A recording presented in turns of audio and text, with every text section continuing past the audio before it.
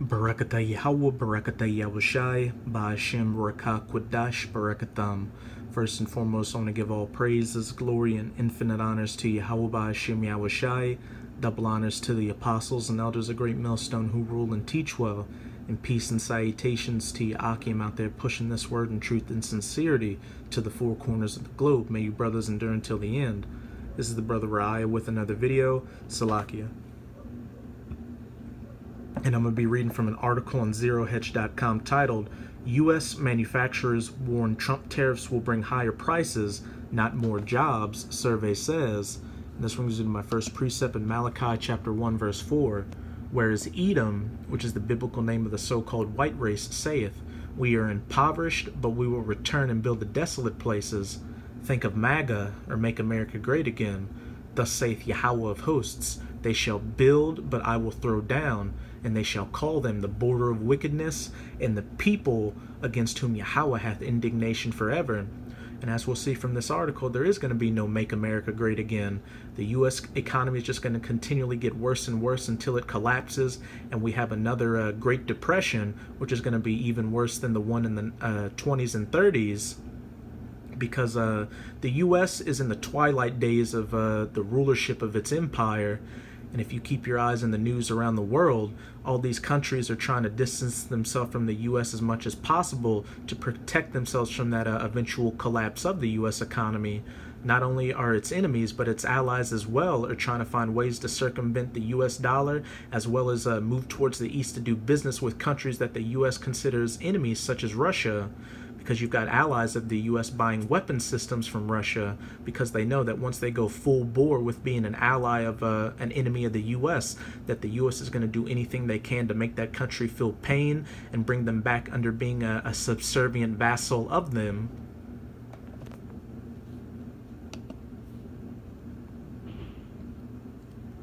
IHS Markit, a London-based economics research firm, conducted a survey of just over 800 manufacturing companies between October 12th through the 26th and discovered that President Trump's deepening trade war would raise prices for U.S. consumers, as tariffs are a hidden tax. But here's the shocker: it will not bring back many overseas manufacturing jobs. And with those tariffs eventually leading to a rise in U.S. consumer prices, that's pretty much just going to cut any savings that the middle class may have gotten from Trump's recent tax cuts for him. As the administration's tariffs on $34 billion worth of Chinese goods kicked in July, President Trump, White House officials, and conservative media unleashed a wave of propaganda emphasizing that higher duties would encourage the revival of America's manufacturing sector. Again, whereas Edom saith, We are impoverished, but we will return and build the desolate places. Thus saith Yahweh of hosts, They shall build, but I will throw down. By September, Trump announced another round of new duties of 10% on $200 billion in Chinese imports, which will increase to an eventual rate of 25% by January 1st. To make matters worse, China immediately implemented retaliatory tariffs, calling it the biggest trade war in economic history. And as I'm sure you brothers have heard that saying by now, first there's trade wars, then currency wars, and then finally hot wars.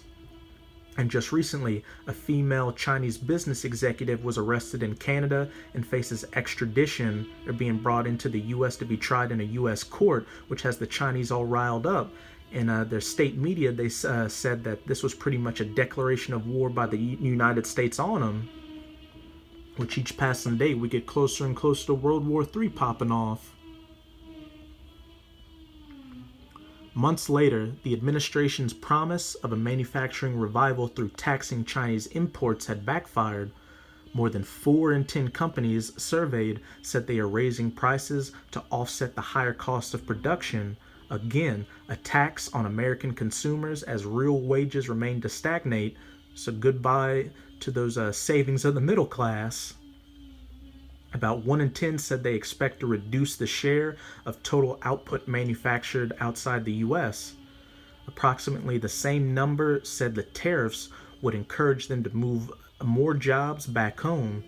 Trump has touted on social media that jobs, in all caps, are coming back to America, As proof that his strategy is working, on Wednesday he tweeted a steelmaker's plan to create 600 good-paying U.S. jobs. Let's see what DJ Trump has to say. Steel Dynamics announced that it will build a brand new 3 million ton steel mill in the Southwest that will create 600 good-paying U.S. jobs. Steel jobs are coming back to the U.S. Just like predicted. Congratulations to Steel Dynamics. I'm going to just reread that. Steel jobs are coming back to America, just like I predicted. Congratulations to Steel Dynamics. However, those gains were wiped out by a headline earlier in the week that General Motors would lay off some 14,000 workers in North America and close 5 manufacturing plants. And this brings me to my next precept in 1 Thessalonians chapter 5, verse 3. For when they shall say peace and safety, look, these steel mills have created 600 new jobs, then sudden destruction cometh upon them. GM is laying off 14,000 workers as well as planning to close 5 plants. As travail upon a woman with child, and they shall not escape. So you dildo head Americans need to get your head out of the sand. There is going to be no more Make America Great Again. The U.S. economy is just going to continually get worse and worse until it collapses, which is going to lead to a state of martial law, and then that mandatory implementation of the mark of the beast, which is that microchip implant, which is all the plans of the elites to begin with, the true rulers of the United States, not DJ Trump or the Senate. GM CEO Mary Barra said the company faced many challenges but did not explicitly link Trump administration tariffs.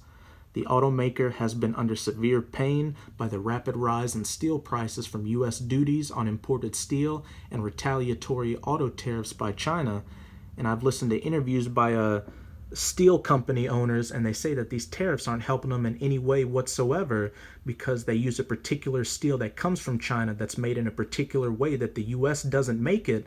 And since the prices are so high, they're not able to get this steel or cover their losses, which hence is leading to them having to lay off workers.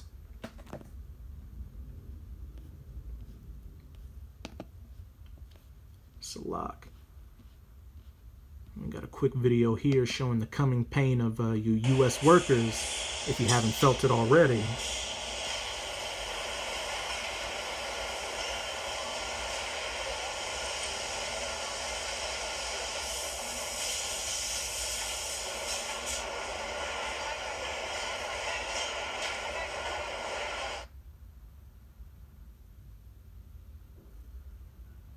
I feel for the younger people because, again, they have the guts or protections that the older workforce has here. Hopefully the union's going to do something about that. And they left us hanging. They have all kinds of plants. They leave at half capacity so they can move product around, so they can undermine any leverage that workers have.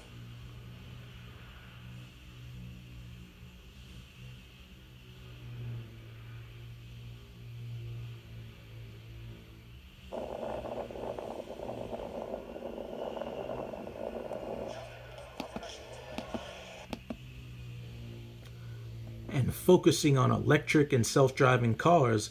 So not only are these manufacturing jobs either being automated or shipped out of the country, but you gig economy workers are going to feel the pain as well, mainly you Uber and Lyft drivers, because those companies are going to replace you with self-driving cars, as well as you mainstream taxi drivers as well.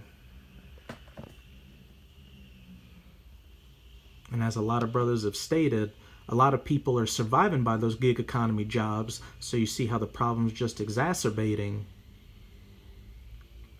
And once all these people are out on their ass and it's a state of anarchy out here because nobody has any savings or work and it's just rape, robbery, and murder, it's going to be easy for the elites to bring in that mandatory implementation of the microchip implant, because after you people go a few days without food in your belly or seeing your children starve, you're going to do anything to remedy that. The layoff list continues to grow this month. Layoffs I've seen announced in last month explain why this is evidence of a strong economy.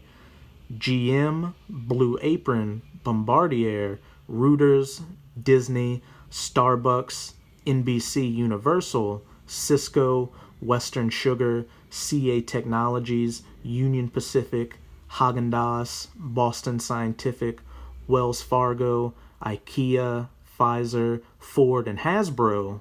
This brings me to our next precept in Isaiah chapter 19, verse 15. Neither shall there be any work for Egypt, and America is the spiritual Egypt today, as pursuant to Revelations 11 and 8, which the head or tail, branch, or rush may do. And this list of layoffs from these companies covers pretty much every facet of the U.S. jobs market, from entertainment to electronics to food. Neither shall there be any work left in Egypt. And not only is it going to affect what's considered lower or middle paying jobs, but you higher paying jobs as well, such as you lawyers or Wall Street stockbrokers, because I read an article the other day saying that they're coming out with AI lawyers, and you've got older lawyers worried about this because they say that it's going to keep younger lawyers from coming into the field and having work, because these AI lawyers are going to be much more efficient than them and save on paying those lawyers. Earlier this month, another survey showed more than 70% of U.S. firms operating in southern China are considering delaying further investment in the country and are moving manufacturing facilities to other countries as the trade war deepens, according to the poll by the American Chamber of Commerce in South China, which surveyed over 200 companies. U.S. firms operating in China warned they are experiencing extreme difficulties from trade disputes than firms from other countries. 64% of the companies said they were planning to relocate supply chains outside of China, but only 1% said they would even consider establishing manufacturing bases in North America, Slovakia.